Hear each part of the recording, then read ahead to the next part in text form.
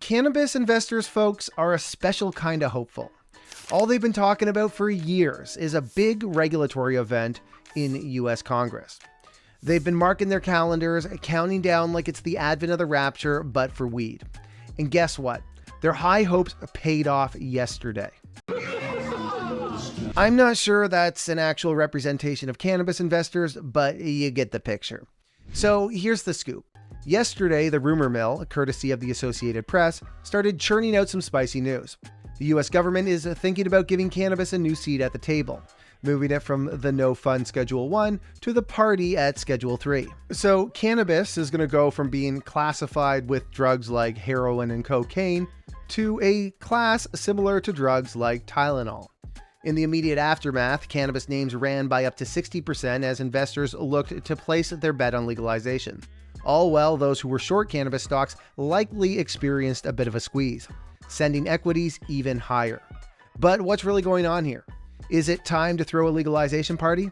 Are we about to witness the dawn of another cannabis stock bubble? Let's dive in. Okay, so the Associated Press is reporting that the U.S. Drug Enforcement Administration, also known as the DEA, is in the process of pushing a proposal to reschedule cannabis from Schedule 1, where it currently sits alongside such drugs as LSD and heroin, to that of Schedule 3, which is where ketamine, Tylenol, and some other anabolic steroids are classified.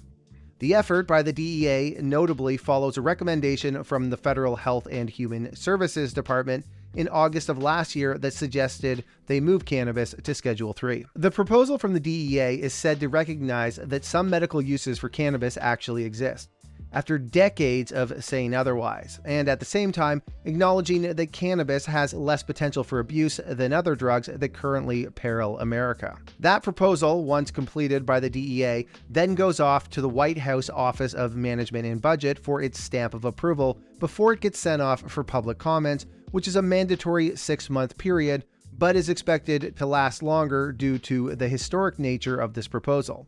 Next, it will be reviewed by an administrative judge before the eventual publishing of the final rule, which would place the changes into effect. AP is reporting that Attorney General Merrick Garland is expected to formally sign the proposal being put forth by the DEA, suggesting that it's important to the Biden administration that the changes get passed. Garland's signature is noteworthy in that it throws the weight of the Justice Department behind the proposal. For you political junkies, it's also noteworthy that this timeline puts Biden in great shape going into the 2024 federal election. Now, that's especially important given that according to Pew Research, 88% of Americans are now in favor of legalization for either medical or recreational purposes. Okay, so here's the thing. Moving cannabis from a Schedule 1 drug to a Schedule 3 drug will not legalize it. This means that existing criminal penalties for cannabis-related activity remain in place. And from a federal perspective, participants in legal state cannabis markets are still afoul of federal law. In simple terms, you still can't go out and smoke a doobie wherever you feel like in America. But it is a positive development, an extremely positive one, which we're going to get into.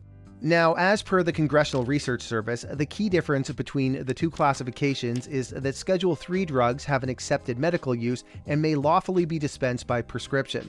Substances labeled as Schedule 1 are not afforded this luxury. But there's still a catch to that. Your medical marijuana that you might have a prescription for in the state of Florida or some other state is still not legal from a federal perspective. To be legally prescribed, at least as per federal standards, the Food and Drug Administration would need to approve its use, and per the Congressional Research Service, plant medicines don't typically go through that approval process. Further to that, manufacturers and distributors of medical cannabis would need to register with the DEA and, at the same time, meet regulatory requirements to distribute a Schedule 3 substance, qualifications that state operators currently don't meet.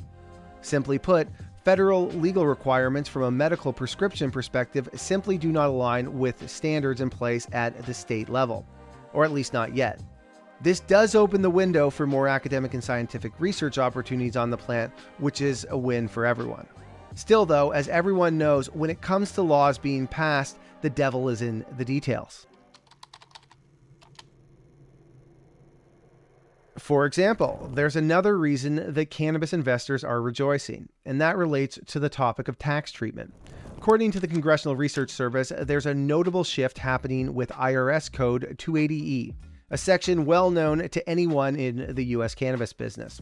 To explain, IRS Code 280E bars businesses from deducting usual business expenses if their operations involve trafficking Schedule 1 or 2 substances. This tax code has been a significant hurdle since 1982.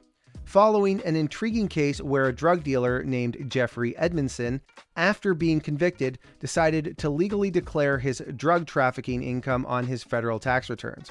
Learning from Al Capone's fate, not jailed for his crimes but for tax evasion, Edmondson claimed all of his business deductions. Although the IRS initially denied these due to the public policy exception, the IRS was unsuccessful in defending themselves in tax court. Congress, unamused by this loophole, swiftly amended the tax code to prevent illegal businesses from claiming such deductions. As a result, state legal cannabis companies have faced astronomical effective tax rates, often between 80% to over 100%, with major corporations like Amazon and Google enjoying rates around 20%. However, with the anticipated rescheduling of cannabis, the Congressional Research Service indicates that 280E would no longer apply to cannabis operators. This change allows them to deduct business expenses on their federal tax returns, significantly boosting profitability for both single and multi-state operators and, by extension, their shareholders.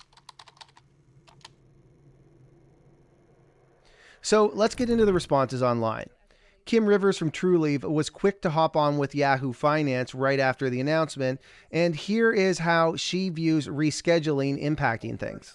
As we think about additional regulatory and policy changes for the industry, it is significant that research would be allowed for cannabis products, which has definitely been lacking in the United States. It would open a pathway for pharmaceutical companies to do additional research and to come to market with FDA-approved drugs. And then finally, and importantly for our industry and for my business, is that it would put us in a normalized tax bracket. Currently, state-regulated, state-authorized cannabis companies pay, in some cases, 50% tax rate.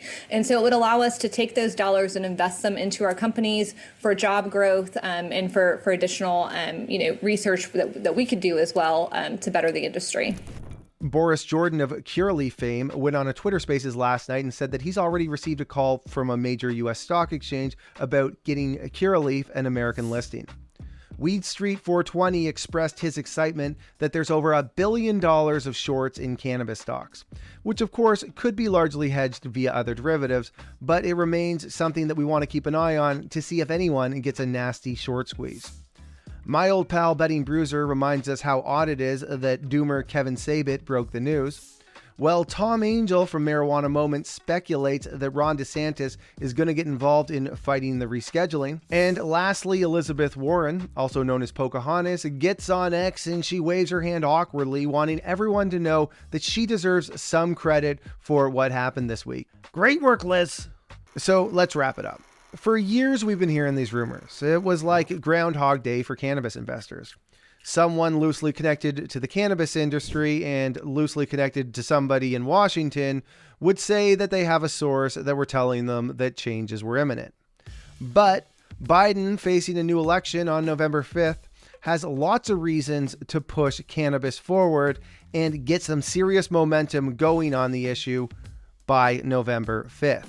Call me crazy. I didn't think that the Democrats were actually smart enough to figure out how important this issue could be for them going into the election. It's often said to be a wedge issue, which can drive people out to vote. And I think the fact that Biden has made this move and it will have made major momentum going into that November 5th election is a real win for the Democrats. Now, if you're watching this video, you're probably wondering, okay, enough about politics. Is it time to load up on cannabis stocks? If you put a gun to my head, I'd probably have to say yes. The loss of 280E is a really big thing for these cannabis companies. I can pull up Curaleaf's financial statements or TrueLeaf's or you name it, and they have huge tax liabilities. A big question that we got to ask ourselves is, what do those tax liabilities from the past look like when it was a Schedule 1 drug? Now that it's Schedule 3, is there going to be any tax forgiveness? Now, that being said, if you watched the Canadian cannabis bubble, raising a few $100 million to pay your taxes shouldn't be a problem for the Trulies and the Curaleafs of the world, because there's going to be so many retail investors ready to hop in. We saw this thing happen in Canada, and it was quite massive. There were Facebook groups with over 20,000 investors looking to get rich on pot stocks, and you can't help but wonder if that's going to happen again. But there's one really big difference between what happened in Canada and what happened in the US. That is that what happened in Canada was all forward-looking. We had no idea what the cannabis industry was going to look like, how profitable these companies would be, how big the overall market would be, and how limited the licenses would be. In the US, it's already largely played out. These companies have been public here in Canada for years. We can look at their financial statements and we know how they perform as operators. So if you're looking at the financial statements, I have to say a reasonable, rational investor who likes to look at financial statements and do their due diligence wouldn't invest in any of these companies. But now there's a really big thing that's about to happen, and that is that these cannabis stocks are going to get access to Robinhood and Webull. And I'll tell you something about cannabis investors, they're not the smartest people in the room, meaning they are prepared to just throw money at these things, believe in the industry blindly, and the idea that they can get rich off of pot stocks. So how much capital is going to flow in? How much of the capital that flows in are these companies going to take, put on their balance sheet, and then spend stupidly? I can't answer. I know that was a big problem here in Canada, but I'll say this. In the short run, over the next 6 months, I think that this is a good time to be looking at cannabis names, and we'll continue to take a look on this channel. We're going to start to re-engage with some of the cannabis personalities we were talking to before to figure out what are the companies that you want to be looking at. I'll tell you right now, I think relative valuations is a good way to look at these companies at this stage. But the second that those changes happen, if Canada was any lesson, you want to get out. The day of legalization was the top in Canada, and I would expect a similar path in the US.